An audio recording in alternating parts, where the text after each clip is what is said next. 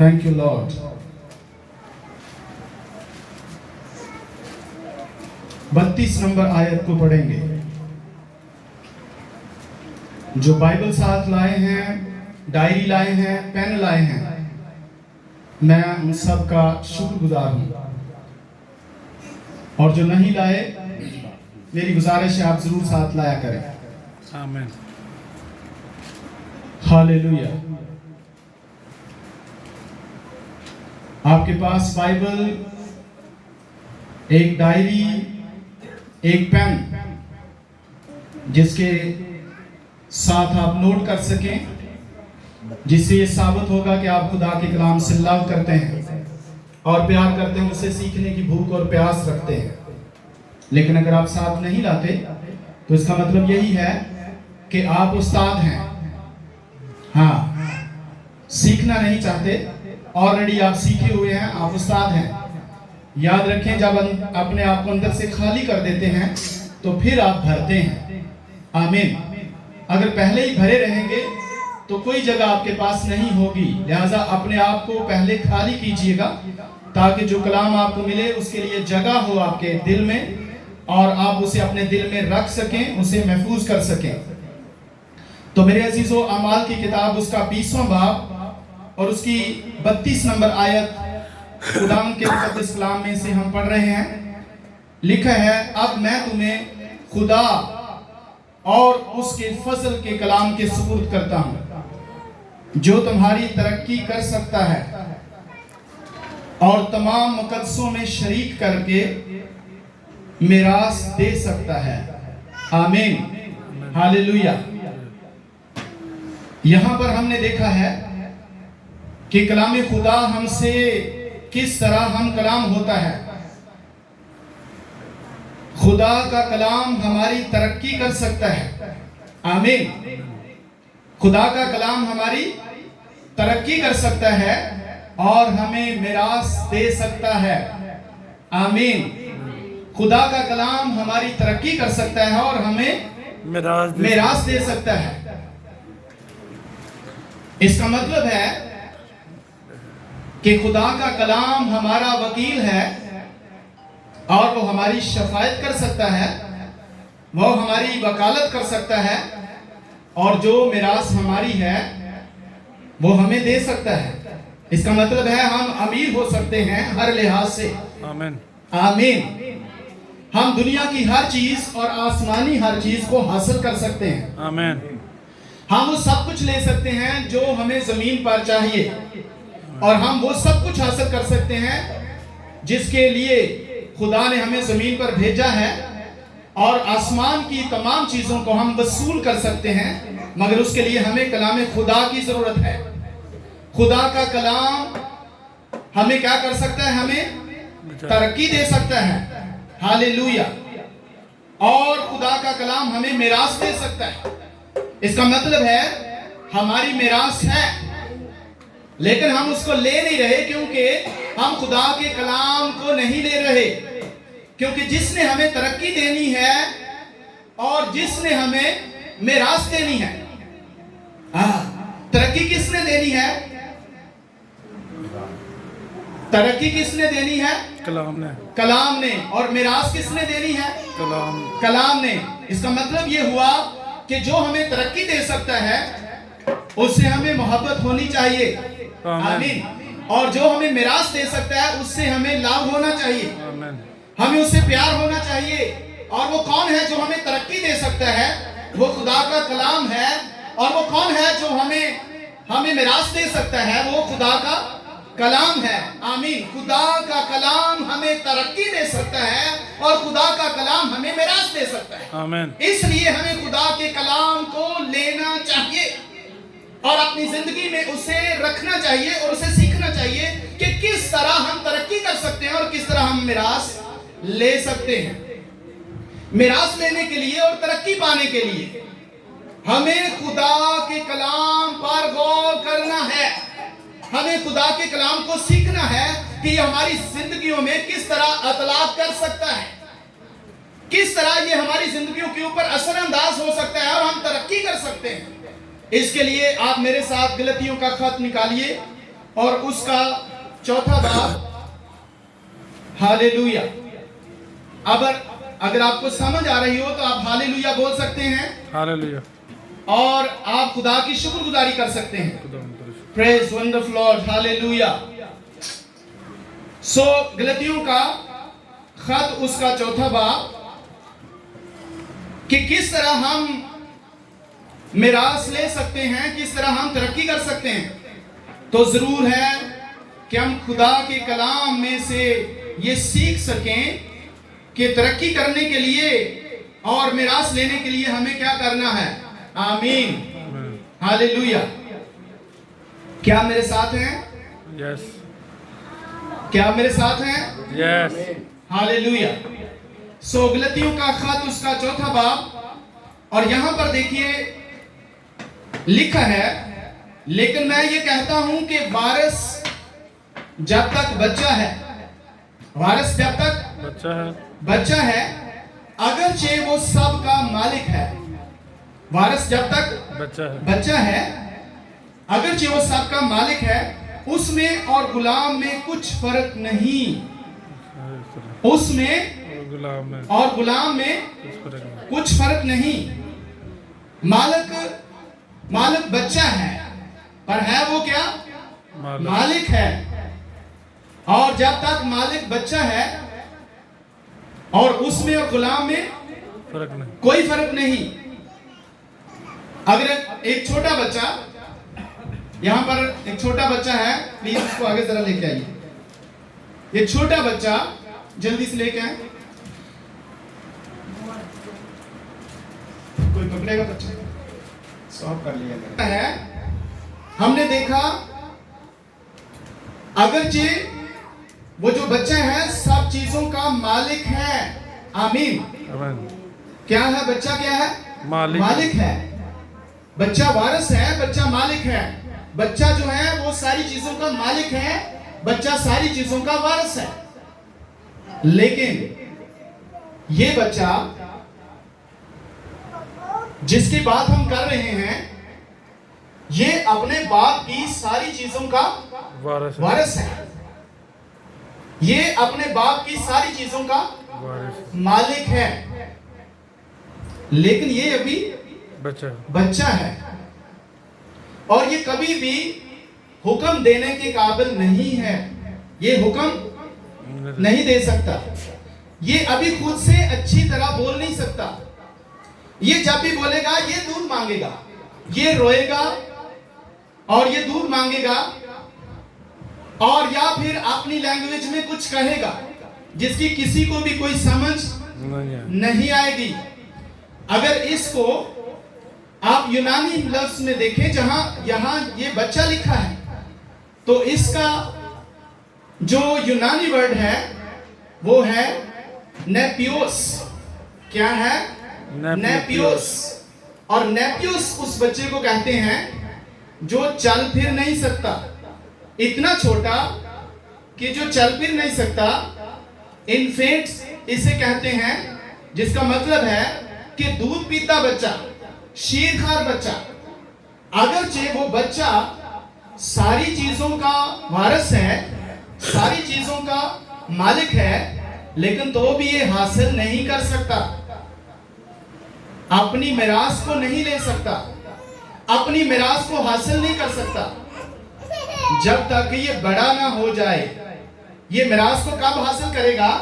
जब ये बड़ा हो जाएगा, तब इसे मिरास दी जाएगी जब ये बोल सकेगा। अगर एक बादशाह का बच्चा, जो छोटा बच्चा है, वो बादशाह है, बादशाह का बच्चा छोटा है और वो बादशाह है, बड़ा होकर वो तख्त पर बैठेगा, वो सारी हुकूमत का मालिक है, सारी बादशाही उसकी है। लेकिन उस बच्चे को अगर आप तख्त पर बैठाएंगे तो क्या वो हुकूमत कर सकता है? क्या किसी जर्नैल से वो कैसे बात करेगा? वो किसी भी फौजी अफसर से बात नहीं करेगा। वो अपनी लैंग्वेज में कुछ कहेगा और वो कुछ नहीं बोल सकेगा। वो कोई हुक्म जारी नहीं कर सकेगा और हुक्म की तामील होती है। इसका मतलब है ये मालिक है, ये बच्चा जो है ये वारिस है, इसके पास इख्तियार है, लेकिन ये बोल नहीं सकता और हुक्म नहीं दे सकता, और कोई इसके हुक्म की तामील नहीं करेगा क्योंकि ये हुक्म दे ही नहीं सकता। इसलिए बाइबल में जो लिखा है, अगरचे वो सबका मालिक है, बच्चा अगरचे सबका मालिक है, उसमें और गुलाम में कुछ फर्क नहीं। उस बच्चे में और गुलाम में कोई फर्क नहीं। गुलाम, ये बच्चा जो है ये वारिस है, पर दूसरी तरफ एक गुलाम है, और गुलाम में और उसमें कुछ फर्क नहीं। गुलाम हुक्म नहीं दे सकता, आमीन, गुलाम हुक्म नहीं दे सकता। बच्चा वारिस है पर यह भी हुक्म नहीं दे सकता। इसमें और गुलाम में कोई फर्क नहीं। अब यहां पर जो गुलाम है, ये वो शख्स है जो गुनाह की वजह से गुलाम है, गुनाह की वजह से गुनाह का गुलाम है। अब गुनाह का जो गुलाम है वो हुक्म नहीं दे सकता, पर ये बच्चा जो है ये वो बच्चा है जिसने तौबा की और बपतिस्मा लिया और जीसस को पहन लिया, मगर ये अभी बच्चा है, ये अभी पैदा हुआ है, पर ये उस गुलाम की तरह हुक्म नहीं दे सकता। वो गुलाम जो गुनाह की गिरफ्त में है, जो गुनाहगार है वो गुलाम है, जो गुनहगार है वो गुलाम है, पर वो गुनहगार हुक्म नहीं दे सकता, उसके पास कोई इख्तियार नहीं है। पर इसने तौबा की, ये जो बैप्टाइज, ये जिसने जीसस को कबूल किया और बपतिस्मा लिया, वो अभी इस बच्चे की तरह है, लेकिन ये गुनहगार नहीं है। एक तरफ गुलाम जो है वो गुनहगार है, गुनाह का गुलाम है, पर दूसरी तरफ एक शख्स ने तौबा की, उसने बैप्टाइज लिया, अब वो गुलाम नहीं है बल्कि सब चीजों का जीसस में वारिस है। आमीन, वो सब चीजों का जीसस में वारिस बन गया। पर जब तक ये गुलाम है, ये हुक्म नहीं दे सकता, चाहे ये 60 साल का हो जाए। जब ये जीसस को कबूल करता है, जीसस को एक्सेप्ट करता है और तौबा करता है और बैप्टाइज लेता है, तो तब ये न्यू बोर्न नया मखलूक बच्चा है जो अभी जीसस में पैदा हुआ है। और गुलाम में और उस बच्चे में कोई फर्क नहीं है। पर गुलाम गुनाह का गुलाम है, पर ये गुनाह का गुलाम नहीं है, मगर ये बच्चा है। जिस तरह गुलाम नहीं बोल सकता, हुक्म नहीं दे सकता, अगर ये जीसस में आ गया है, लेकिन ये भी हुक्म नहीं दे सकता, बोल नहीं सकता, क्योंकि ये बच्चा है और कोई भी इसकी बात को कबूल नहीं करेगा और कोई भी इसकी बात को मानेगा ही नहीं। पहले नंबर पर ये इतना छोटा है कि ये कुछ भी नहीं बोल सकेगा, ये कोई हुक्म नहीं दे सकेगा। इसी तरह वो जो जीसस क्राइस्ट को कबूल करते हैं, वो इसी तरह दूध पीते बच्चे की तरह होते हैं। वो नए सिरे से जरूर पैदा होते हैं, लेकिन वो अभी हुक्म नहीं दे सकते। उनको अभी जीसस में रूहानी तौर पर कदर होना है और फिर वो मिरास को ले सकता है। पर कब वो बड़ा हो जाएगा, उसके बड़े होने के बारे में बाइबल क्या कहती है? दूसरी आयत में देखिए, बल्कि जो मियाद बाप ने मुकर्रर की उस वक्त तक सरपरस्तों और मुख्तारों के इख्तियार में रहता है। कब वो जवान होगा? जो मियाद खुदा बाप ने उसके बड़े होने की मुकर्रर की है। अब खुदा ने उसके बड़े होने की मियाद क्या मुकर्रर की है, ये हम नहीं जानते। वो कौन जानता है कि ये बड़ा हो गया है? खुदा जानता है कि ये बच्चा जो जीसस में अभी न्यू बोर्न है, अभी पैदा हुआ है, वो कब बड़ा होगा, ये कौन जानता है? ये खुदा जानता है। और जब वो बड़ा हो जाएगा तो फिर उसका इख्तियार काम करेगा। आमीन, हालेलुया। उसका इख्तियार काम करेगा और उसको मिरास दे दी जाएगी, और वो मिरास उसी की है, वो मिरास उसी की है। लेकिन उसको पहले क्यों नहीं दी गई? क्योंकि वो बच्चा है, और जब तक आप जीसस में बच्चे हैं, आपकी मिरास आपको नहीं मिल सकती। जब तक आप बच्चे हैं, आप जीसस में जब तक बच्चे रहेंगे, रूह में बच्चे रहेंगे, आपकी मिरास आपको नहीं मिल सकती। आप कभी भी इख्तियार नहीं दे सकते, और जो कुछ आप बोलेंगे आपके मुंह से निकलेगा और उसका कुछ भी असर नहीं होगा, कुछ भी रूनमा नहीं होगा, क्योंकि आप बच्चे हैं और बच्चे को कुछ पता नहीं है कि वो क्या बोले और क्या ना बोले। वो अपनी माँ का हाथ पकड़ता है और बाहर जाता है, और माँ उसका हाथ पकड़ती है और उसको लेके जाती है, या बाप उसका हाथ पकड़ता है उसको लेके जाता है। लेकिन जब भी बाप या माँ उसका हाथ छोड़ेंगे तो वो कोई उल्टा ही काम करेगा, वो कोई अच्छा काम नहीं करेगा, क्योंकि वो बच्चा, उसको कुछ समझ नहीं है कि उसने क्या करना है और क्या नहीं करना है। इसी तरह जीसस क्राइस्ट में जो नए बोर्न हैं, जो नए सिरे से पैदा हो गए हैं, नए मखलूक हैं, वो बच्चे हैं, और जब तक वो कद में बड़े नहीं होंगे वो मिरास उनको नहीं मिलेगी, वो इख्तियार उनको नहीं मिलेगा, और उनका हुक्म कहीं भी काम नहीं करेगा। आप कहते हैं मैंने 5 साल हो गए, 10 साल हो गए, मैंने 20 साल हो गए, 15 साल हो गए, मैंने जीसस क्राइस्ट को कबूल किया, मैंने तौबा की, मैंने बैप्टाइज लिया, लेकिन खुदा से मैं दुआ करता हूं, खुदावंद मुझे 20 लाख रुपया आज दे, क्योंकि दुआ काम करती है। आपने 20 लाख मांगा, आपको मिला नहीं है, क्योंकि आप बच्चे हैं।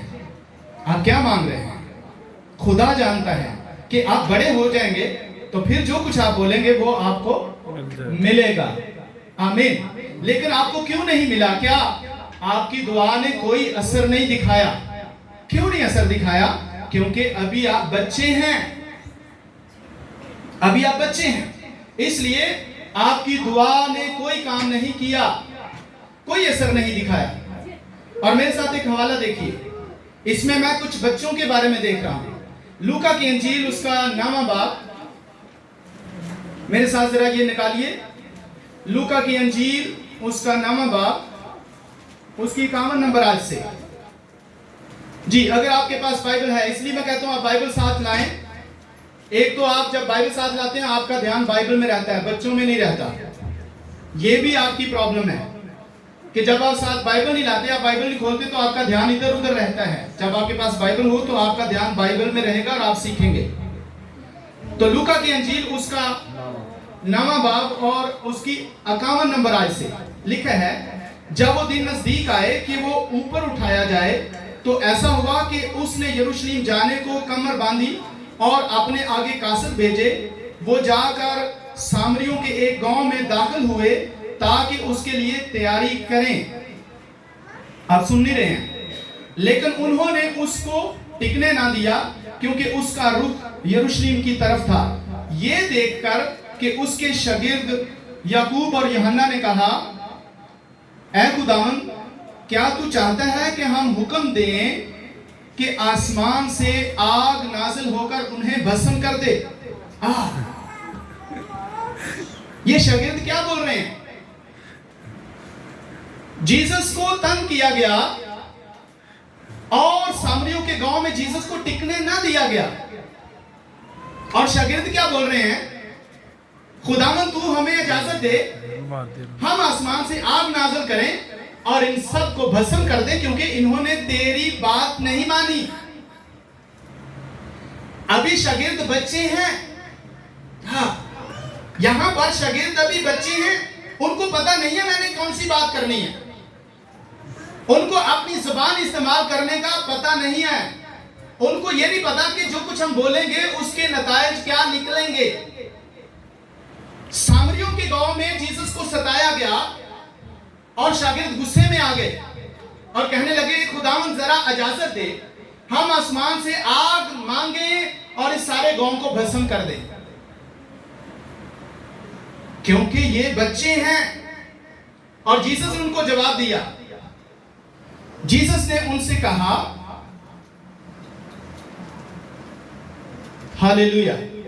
इसको फिर हम पढ़ते हैं। ये देखकर उसके शागिर्द याकूब और यूहन्ना ने कहा, ऐ खुदावंद, क्या तू चाहता है कि हम हुक्म दें कि आसमान से आग नाज़िल होकर उन्हें भस्म कर दे, जैसा एलिया ने किया?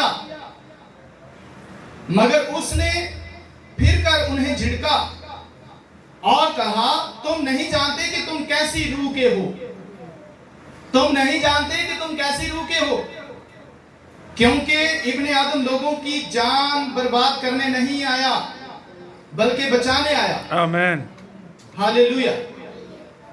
हम लोगों की जानें बर्बाद करने नहीं आए बल्कि बचाने आए हैं। और उन्होंने कहा, खुदा जिस तरह एलिया ने आग मांगी थी, हम भी क्या मांगे? आग मांगे। एलिया ने आग मांगी और कितने लोगों को मार दिया? हाँ, कितने लोगों को? 412। आग से मारे थे। मैं आग की बात करूं, मेरे साथ एक हवाला पढ़िए सलातीन की किताब में से। हालेलुया। इसलिए बाइबल साथ लाया करें और जरूर लिखने की कोशिश करें जी। दूसरा सलातीन उसका पहला बाब। यहां पर आप इस वाक्य को पढ़ सकते हैं। जब अखियम मर गया तो उसकी जगह पे अक्सिया बादशाह बना, और अक्सिया इतना बीमार हो गया, मेरी तरफ देखिए, अक्सिया बीमार हो गया और उसने अपने नौकरों को भेजा बाल ज़बूब के पास, बाल ज़बूब देवता के पास, कि जाओ पूछ के आओ बाल ज़बूब देवता से कि मैं बच जाऊंगा या नहीं बचूंगा। तो रास्ते में खुदा ने एलिया से कलाम किया और एलिया को कहते हैं कि वो जो अक्सिया ने नौकर भेजे हैं, जाके उनसे मुलाकात कर, उनसे कह कि तू क्यों बाल ज़बूब के पास अपने नौकरों को भेजता है, क्या हमारा जिंदा खुदा नहीं है? और जाकर अब बादशाह से कहो कि जिस पलंग पर तू पड़ा है वहां से उतरेगा नहीं, बल्कि तू जरूर ही मर जाएगा। वो वहीं से नौकर वापस चले गए और जाकर बादशाह को बताया कि बादशाह ने उनसे पूछा कि आप इतनी जल्दी कैसे आ गए? उसने कहा हमें रास्ते में एक बंदा मिला और उसने कहा कि बादशाह से जाकर कहो कि क्यों अपने नौकरों को बाल ज़बूब के पास भेजता है, क्या हमारा जिंदा खुदा नहीं कि वो हमें बताए? तो अक्सिया ने उससे उन नौकरों से पूछा वो कैसा बंदा था? उन्होंने कहा बड़े बड़े बालों वाला था और चमड़े का पटका बांधे हुए था। उन्होंने कहा वो तो एलिया है। बादशाह ने कहा उसे पकड़ के मेरे पास लेके आओ। अब जब बादशाह ने नौकर भेजे, पहले दस्ता में 51 बंदे थे। 91। हाँ 91। 50 सिपाही थे और एक सिपाहियों 50 का सरदार था। 51 बंदे, 51 बंदे, और एक बंदे को पकड़ने के लिए गए। 51 फौजी एक बंदे को पकड़ने के लिए गए और वो टीले पर बैठा था और कहने लगे खुदा के बंदे जरा नीचे उतरा। उसने कहा अगर मैं खुदा का बंदा हूं तो आसमान से आग नाजिल हो और तुझको तुम सबको भस्म करे। और क्या हुआ? आसमान से आग नाजिल हुई और 51 बंदे आग से जलकर मर गए। बादशाह को जब पता चला वो तो मर गए, उसने 51 और भेज दिए और फिर उन्होंने भी जाकर कहा ऐ खुदा के बंदे, बादशाह कहता नीचे उतरा। उसने फिर कहा अगर मैं खुदा का बंदा हूं तो आसमान से आग नाजिल हो और तुम सबको भस्म कर दे। और दूसरी दफा फिर 51 भस्म हो गए, आसमान से आग नाजिल हुई और सब के सब वो जल गए, खत्म हो गए। और बादशाह ने फिर तीसरा दस्ता भेज दिया, ये भी उतने लोगों का ही था। लेकिन जब ये तीसरा बंदा जाता है अपने फौजियों के साथ, तो वो जाकर मिन्नत करता है, उसको आवाज नहीं देता। वो उसके पास ऊपर जाता है, सिपाहियों को नीचे खड़ा करता है और जाके मिन्नत करता है कि मैं आपकी मिन्नत करता हूं कि तेरा रहम हम पर रहे और तू हमारे लिए मुंह से ना बोले, हमारे लिए मुंह से उस तरह ना बात करे। यानी कि जब आपके मुंह से निकलने वाली बात खुदा का कलाम बन जाए, आमीन। एलिया के मुंह से निकलने वाली बात खुदा का कलाम बन गई। आपके मुंह से निकलने वाली बात खुदा का कलाम बन जाए। और जब एलिया के मुंह से निकलने वाली बात खुदा का कलाम बन गई और जब तीसरा बंदा गया तो उसने मिन्नत की और कहने लगा कि हम पर तेरा कहर नाज़िल ना हो और तू हमारे साथ जरा बादशाह के पास जा। उन्होंने मिन्नत की और वो नीचे उतरा। आपको पता है एलिया ने क्या किया? सियाना था, बच्चा था। एलिया ने गलती की है और जीसस ने हमें क्या किया? जीसस ने हमें सिखाया कि मैं मारने नहीं आया। शागिर्द भी यही करना चाह रहे थे। हाँ, हमने यही हवाला पढ़ा कि जीसस को कहने लगे कि सामरियों ने आपकी बेइज्जती की है, हम भी आसमान से आग मांगे जैसे एलिया ने मांगी थी। जीसस ने कहा नहीं, तुम बच्चे हो, तुम नहीं जानते कि क्या मांगना है और क्या नहीं मांगना। एलिया ने सही किया था। जीसस मना कर रहे हैं कि नहीं, क्योंकि जो कुछ तुम्हारे मुंह से निकलेगा, जब वो कलाम बनकर निकलेगा और जो कुछ तुम कहोगे और उस इख्तियार के साथ जो मैंने तुम्हें दिया है वो हो जाएगा। आमीन। जीसस ने कहा मैं दुनिया को बचाने के लिए आया हूं, मारने के लिए नहीं आया। और जीसस ने कहा तुम कैसी रूह के हो, तुम नहीं जानते। जो रूह मैंने तुम्हें पिलाया है ये उस रूह का कलाम नहीं है। आमीन आमीन। ये उस रूह का कलाम नहीं है जो मैंने तुम्हें पिलाया है। और मेरे अजीजों, जो हमारे मुंह से कलाम निकलता है ये उस रूह का कलाम नहीं है जो खुदा ने हमें पिलाई है। आमीन। और अमाल की किताब में देखिए, अमाल की किताब में हम 5वें बाब को जब पढ़ते हैं वहां हनन्याह और सफीरा का वाकया है। आमीन। हाँ जी। हनन्याह और सफीरा जब अपनी जायदाद बेचकर रसूलों के पास आए तो पतरस ने एक दफा फिर वही काम किया जिससे जीसस ने मना किया था सामरिया के अंदर ऐसा नहीं करना है। पतरस गुस्से में आ गया। पतरस क्यों गुस्से में आया? क्योंकि उन्होंने कहा था जितनी हमारी जमीन है हम बेचेंगे और खुदा की खिदमत के लिए दे देंगे। लेकिन हनन्याह और सफीरा ने क्या किया? उन्होंने खुदा के साथ धोखा करने की कोशिश की। क्या आप सुन रहे हैं? यस। हालेलुया। हनन्याह और सफीरा ने खुदा के खिलाफ जो वादा किया था धोखा करने की कोशिश की। और इससे पतरस को क्या आया? गुस्सा आ गया। और जब वो थोड़े पैसे लाके उसको दिए तो पतरस को गुस्सा आया और पतरस ने कहा कि तुम लोगों ने खुदा के कलाम के खिलाफ, खुदा की रूह के खिलाफ ऐसा किया है, झूठ बोला है और तुम जिंदा नहीं रहोगे। हाँ, तुम जिंदा नहीं रहोगे। और हनन्याह उसी वक्त गिरा और मर गया। किसने मारा? उसके खिलाफ पतरस ने। किसने मारा? पतरस ने मारा। पतरस ने हनन्याह को मारा और 3 घंटे के बाद उसकी बीवी आई सफीरा और पतरस ने उससे भी कहा क्या इतने ही की तुम्हारी जमीन बिकी थी?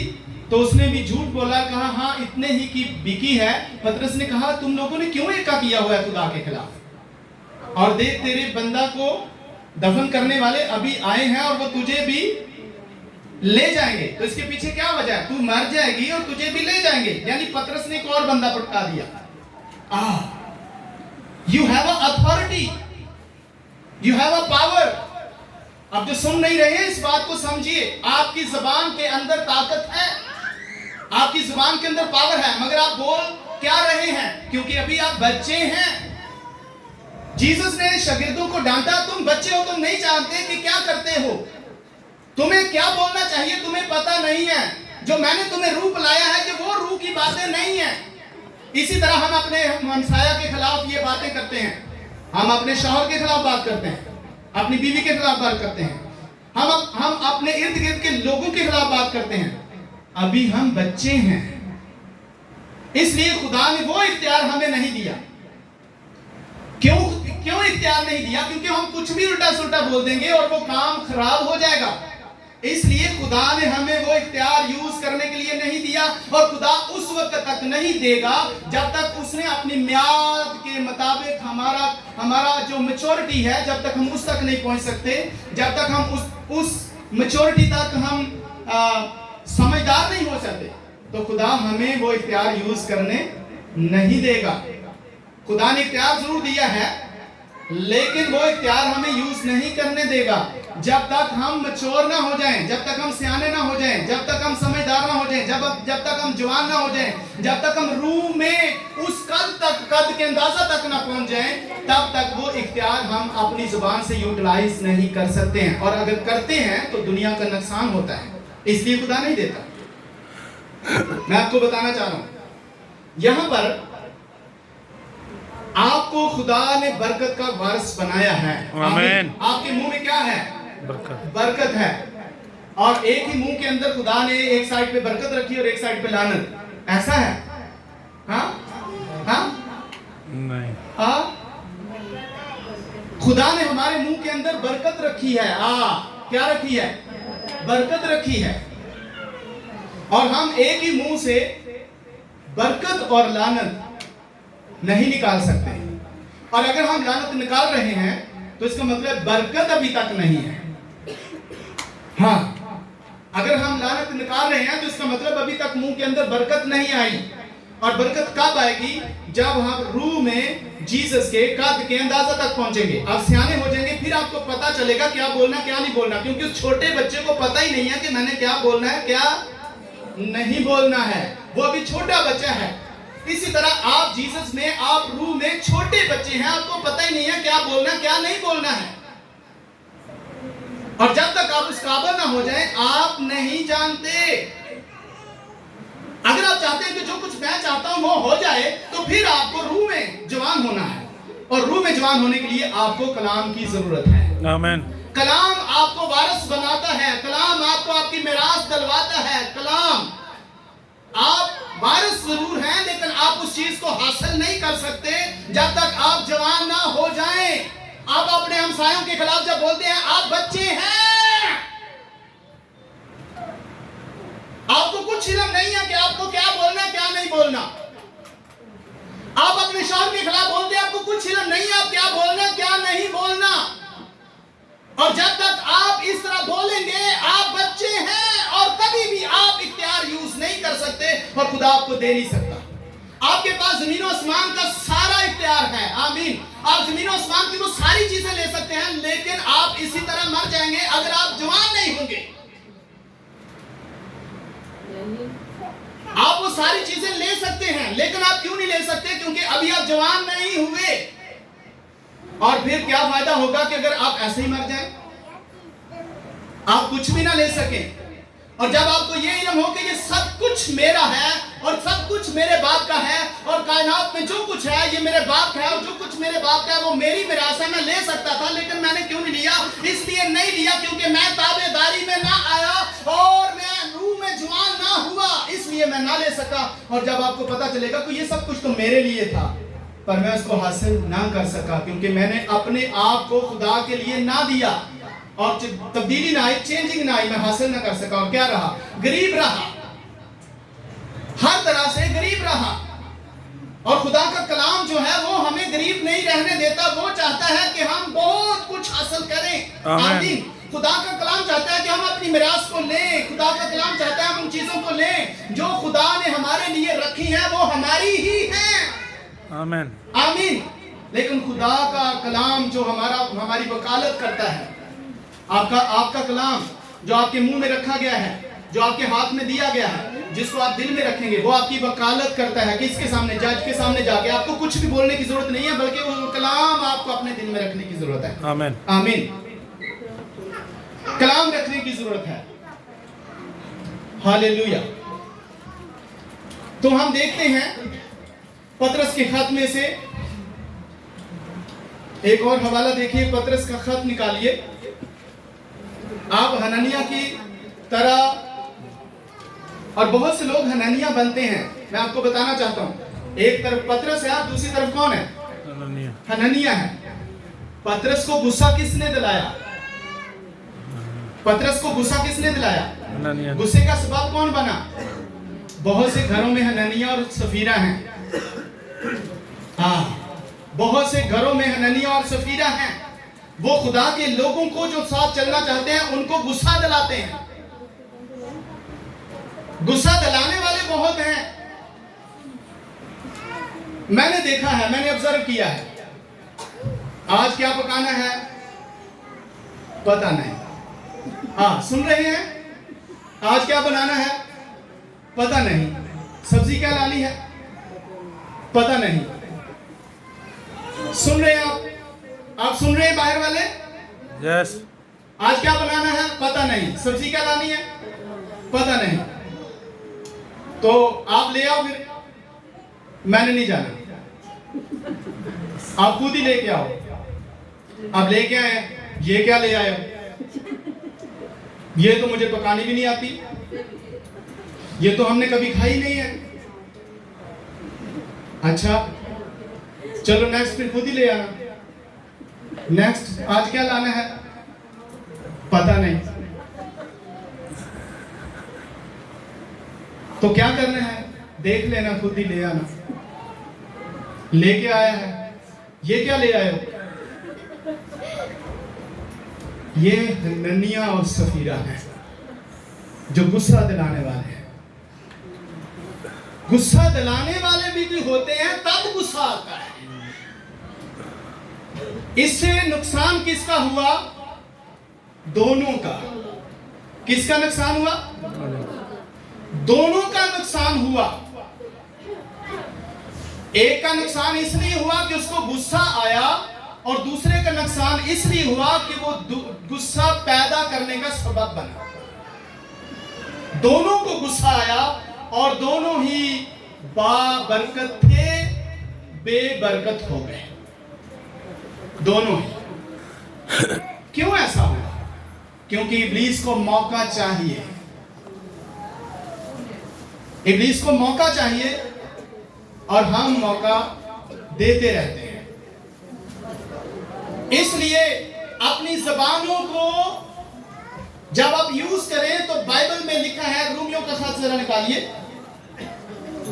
रोमियो का खत उसका 10वां बाब और 8वीं आयत को पढ़िए। रोमियो 10वां बाब 8वीं आयत।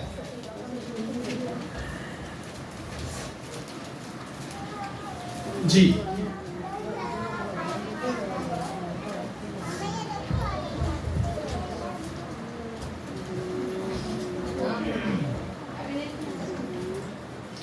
छठी आयत से मैं पढ़ रहा हूं। मगर जो शास्त्रबाजी ईमान से है वो यूं कहती है कि तू अपने दिल में ये ना कह कि आसमान पर कौन चढ़ेगा, यानी मसीह के उतार लाने को, या गहराओं में कौन उतरेगा, यानी मसीह को मुर्दों में से जिलाकर ऊपर लाने को, बल्कि क्या कहती है ये कि कलाम तेरे नजदीक है।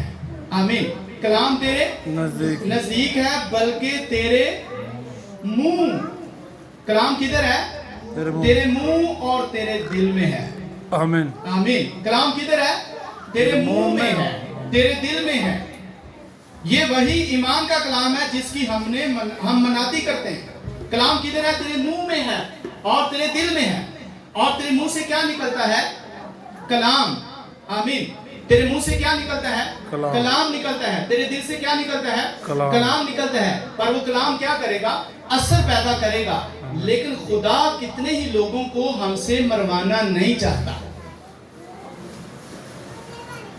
अगर खुदा हमें इख्तियार दे दे कि हम जो कुछ अपने मुंह से निकालें वो हो जाए, तो फिर एलिया की तरह हम 50-50 इकट्ठे ही मारते जाएंगे। हम हननिया और सफीरा की तरह बहुत से लोगों को मारते जाएंगे। हम यीशु मसीह के शागिर्दों की तरह हम आग मांगते रहेंगे। अच्छा, तुझ पर आसमान से फिर आग ही नाज़िल हो। हम अपने मुंह से अपने हमसायों के लिए क्या? अच्छा तुहाडे फिर उत्ते आग ही आए। हाँ, क्यों हम ये नहीं कर सकते? और खुदा हमें ऐसा नहीं करना देता। क्यों खुदा ऐसा हमें नहीं करने देता? क्योंकि उसने हमें बरकत के लिए भेजा है, दुनिया बचाने के लिए भेजा, दुनिया को मारने के लिए नहीं भेजा। इसलिए इख्तियार आप तब यूज कर सकते हैं जब आप बड़े हो जाएं और वो बच्चा तख्त पर बैठेगा और वो हुक्मरानी करेगा, क्योंकि बादशाही पहले ही उसकी है। लेकिन वो नई बादशाही ले सकता, वो नई बादशाही को हासिल कर सकता जब वो जवान ना हो जाए, जब तक वो सियाना ना हो जाए। और जब जवान हो जाएगा, सियाना हो जाएगा, तख्त पर बैठेगा और वो जर्नैल को हुक्म देगा, वो फौज को हुक्म देगा, वो दूसरे लोगों को हुक्म देगा। सब उसकी बात को मानेंगे और सुनेंगे और काम होगा। आमीन।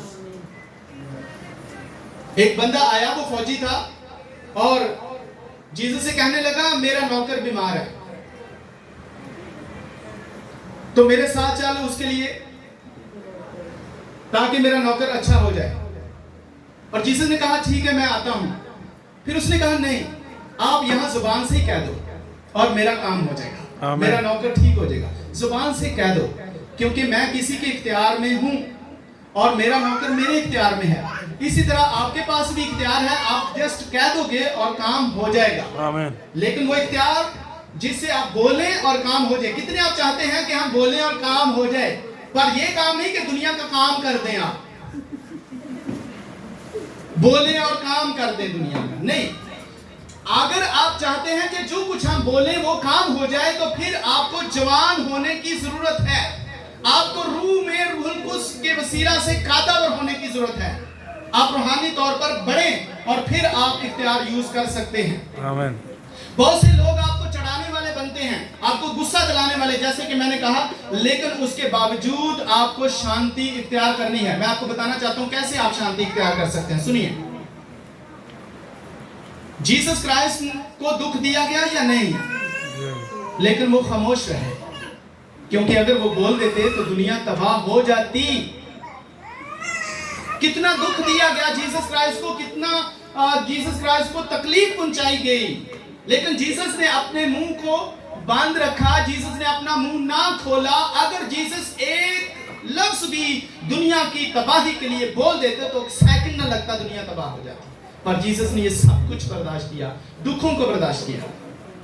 तो हमें पहले नंबर पर इस चीज को समझना है कि जो हमें तकलीफ पहुंचाते हैं, जो हमें चढ़ाते हैं, जो हमें दुख देते हैं, उनके अंदर इब्लीस आकर काम करता है। पहले नंबर पर उनसे अगर हम खामोश नहीं रह सकते तो फिर उनसे खामोशी इख्तियार कर लें। समझ रहे? अगर आप खामोश नहीं रह सकते तो फिर उनसे खामोशी इख्तियार कर लें, उनको थोड़े दिनों के लिए आप ना ही बनाएं तो अच्छा है। समझ आ रही है? बाइबल लिखा है जो झगड़ालू बीवी है उससे बेहतर है किसी कोने में लग जा,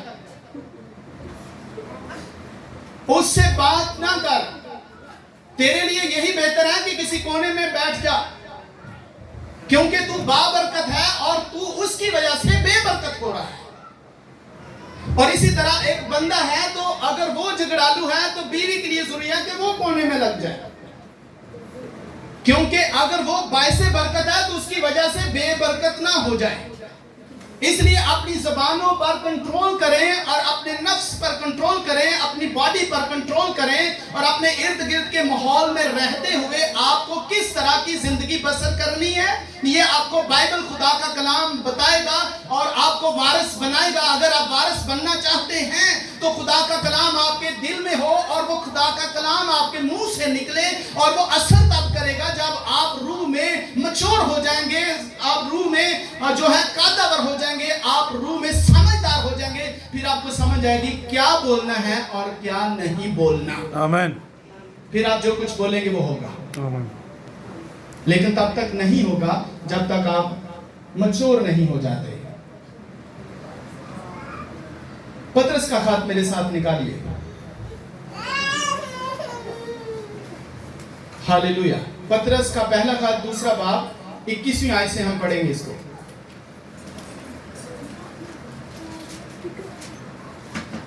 पतरस का पहला खत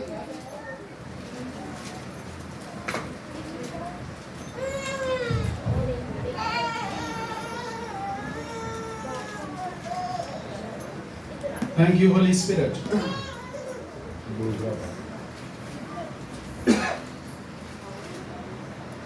मिल गया है जी। पतरस का पहला खत उसका दूसरा बाब और हम 21 नंबर आयत से पढ़ रहे हैं, बल्कि 20 से मैं इसको पढ़ रहा हूं। इसलिए कि अगर तुमने गुनाह करके मुक्के खाए और सब्र किया तो कौन सा फख्र है। गुनाह करके मुक्के खाने वाले बहुत हैं, गुनाह करके मुक्के खाने वाले, यहां तक कि जेलों में जाने वाले, गुनाह करके जेलों में जाने वाले, मुक्के खाने वाले बहुत हैं। लेकिन जीसस कहता है अगर गुनाह करके मुक्के खाए, जेलों में गए तो कुछ फायदा नहीं, कोई फख्र की बात नहीं। हाँ, अगर नेकी करके दुख पाते और सब्र करते हो तो ये खुदा के नजदीक पसंदीदा है। आमीन। और तुम इसी के लिए बुलाए गए हो। किसके लिए? मुक्के खाने के लिए बुलाए गए हो, दुख दिए जाने के लिए बुलाए गए हो, क्योंकि मसीह भी तुम्हारे वास्ते दुख उठाकर तुम्हें एक नमूना दे गया है। दुख देने वाले आपके पीछे हैं, बल्कि हर जगह पर मौजूद हैं। जहां भी आप खड़े होंगे दुख देने वाले आपके साथ खड़े होंगे। शैतान किसी ना किसी को जरूर आपके लिए इस्तेमाल कर रहा होगा, ताकि जीसस ने जो नमूना दिया है ताकि उसके नक्शे कदम पर चलो। ना उसने गुनाह किया, ना उसके मुंह से कोई मकर की बात निकली। सुन रहे हैं? आमीन।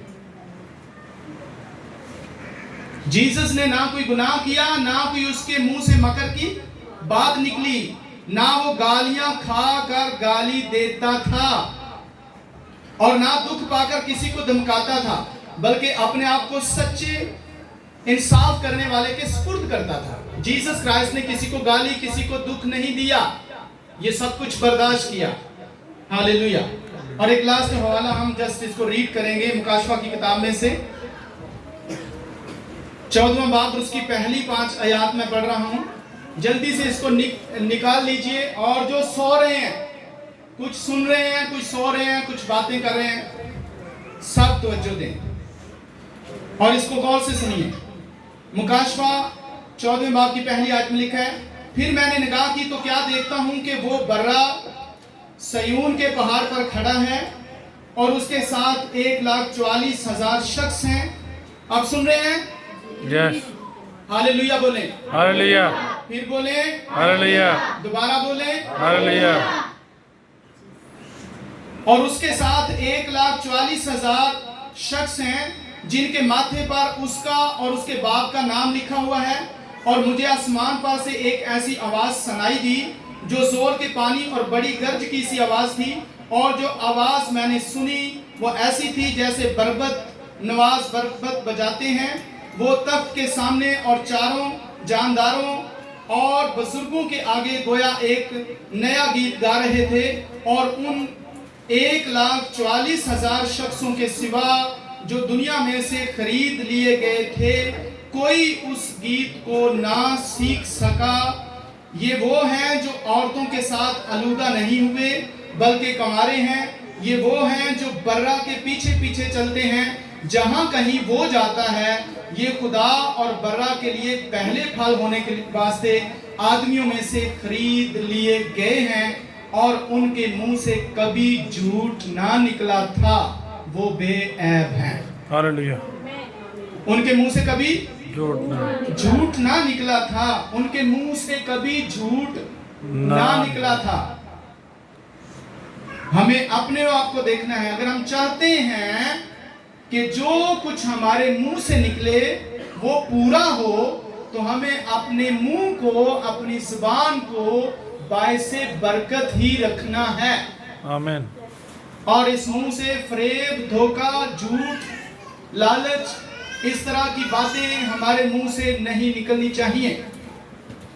तब हम इस काबिल होंगे कि जो कुछ हम बोलेंगे वो कुछ हो जाएगा। आमीन। कितने हैं जो चाहते हैं कि हम जो कुछ बोलें वो हो जाए? पर हम सायों का ख्याल रखना है, घर का भी ख्याल रखना है, इर्द गिर्द का भी। कुछ ऐसा नहीं बोलना, हाँ, कुछ अच्छा हो जाए। आमीन। सो इस कलाम को अपनी जिंदगी में रखें और आज ही से इस पर वर्क करें और रूहानी तौर पर कादावर हूं और खुदा का वो दिया गया इख्तियार इस्तेमाल करके आप दुनिया को बचा सकें। आमीन। आमीन। God bless you. हालेलुया। खुदा आपके साथ हो।